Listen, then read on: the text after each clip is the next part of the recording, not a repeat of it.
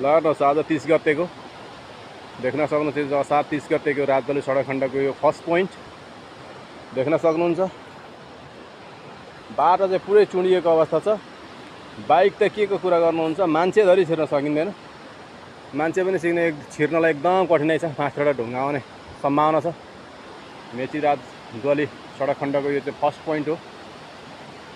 बाइकको कुरा नगरौँ, मान्छे धरि छिर्न सकिँदैन। यसरी दबेर गइसकेको अवस्था छ। यो 30 गतेको अवस्था अझै दब्ने क्रम भइरहेको छ। अब तपाईँहरू यात्रा गर्दाखेरि चाहिँ कि त कुँडुले बाइकवालाले कि त कुँडुलेको बाटो प्रयोग गर्नु पर्यो, कि त यो काइलाटार भन्ने छ त्यहाँ पनि एउटा झोलुङ्गे पुल लगाएको छ, त्यो बाटो प्रयोग गर्नु होला।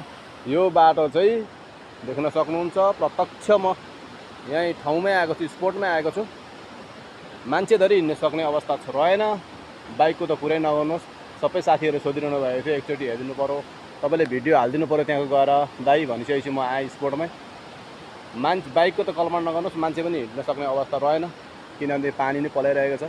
मान्छे हिँड्दा नि यो मास्टरको पत्थरहरू चाहिँ आएर लाग्छ भन्ने डर छ। मान्छे पनि यो बाटो त प्रायः नहिँडिदिनु होला, सर्टकट बाटो हिँडिदिनु होला। मान्छेले धेरै यो बाटो आइरहेको म देख्छु।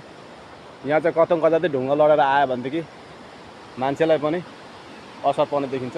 त्यही कारणले तपाईँहरूले चाहिँ कि त कुँडुलेको पुल प्रयोग गर्नु पर्यो राँगापानी हुँदै, कि त यो काइलाटार सिम्बल गोलाधिहरी उत्तरटी काइलाटार भन्ने ठाउँ छ, त्यहाँबाट चाहिँ तिल्किनी हुँदै इलाम निस्किन सक्नुहुन्छ। मैले तपाईँहरूलाई अवगत गराएँ।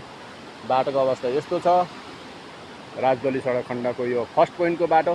दोस्रो पोइन्ट तेस्रो पोइन्टमा म पनि जान सकिनँ किनभने यहाँबाट मलाई रिक्स भयो, म गइनँ तपाईँहरूलाई देखाउनको लागि। यो फर्स्ट पोइन्टमै 0 छ बाटो। हस्, धन्यवाद।